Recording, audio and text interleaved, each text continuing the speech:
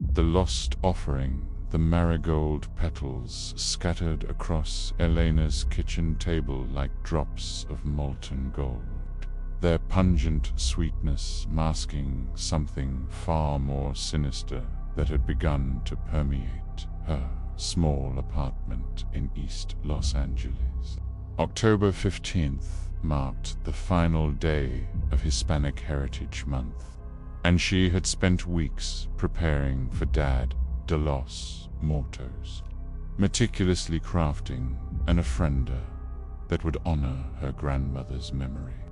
But as the celebration drew near, the boundaries between the living and the dead had begun to blur in ways that defied the comforting traditions of her ancestors.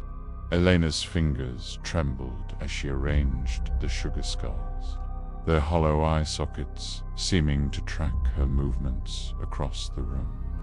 The photographs of deceased relatives smiled from their ornate frames, but tonight their expressions appeared strained, as if they were trying to communicate something urgent from beyond the veil.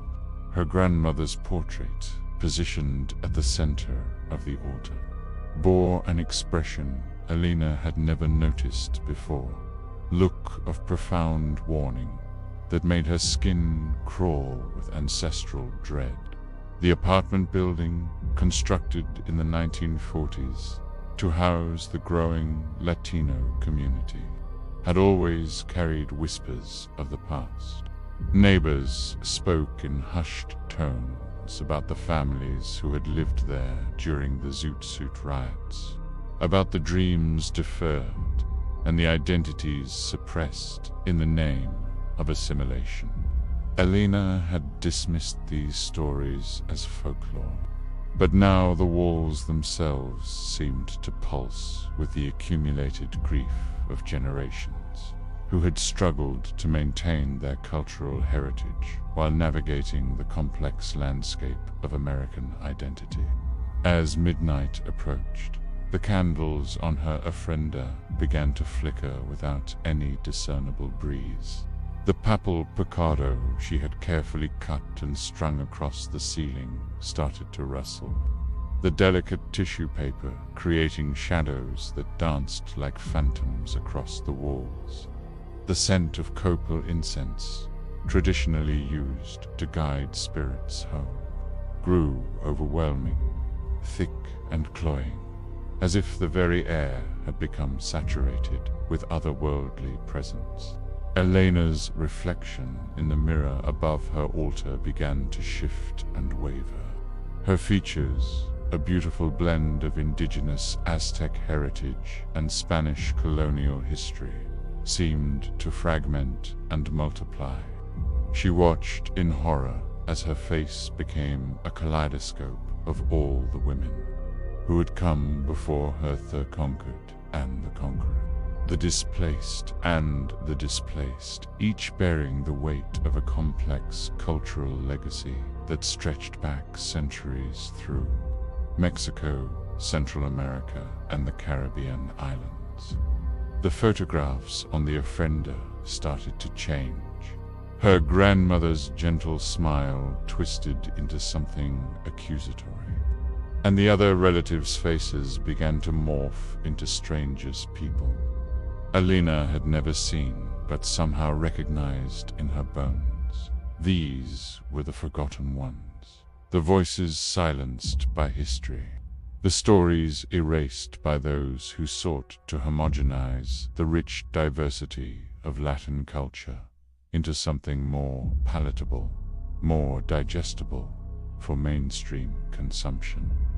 The temperature in the room plummeted as Elena realized the terrible truth. Her carefully curated celebration of Hispanic heritage had awakened something that had been dormant in the Building S foundation.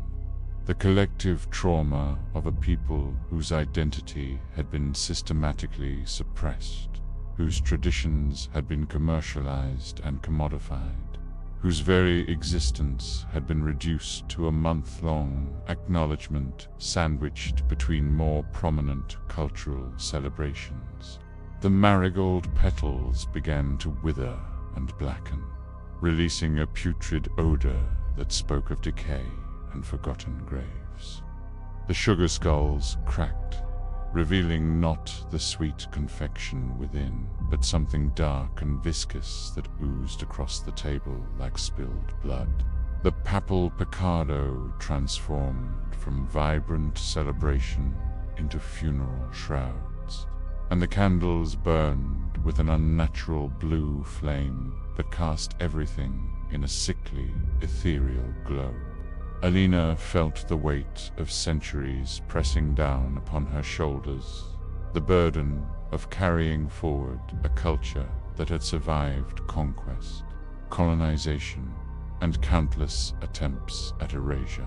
But this preservation came with a price, and tonight she understood that some memories were too powerful, too painful to be contained within the neat boundaries of heritage months and cultural celebrations.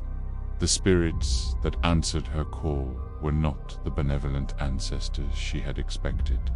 They were the manifestations of cultural trauma, the embodiment of identity crisis, the ghosts of diversity denied and heritage commodified.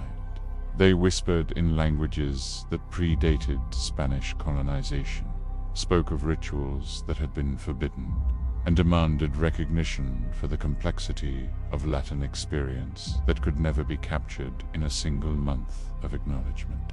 As the clock struck midnight, Elena's apartment filled with the sound of weeping, not just her own, but the collective sorrow of generations who had fought to maintain their identity in a world that demanded conformity. The Ofrenda had become a portal, and through it poured the unresolved grief of a people whose celebration of heritage carried within it the seeds of its own haunting.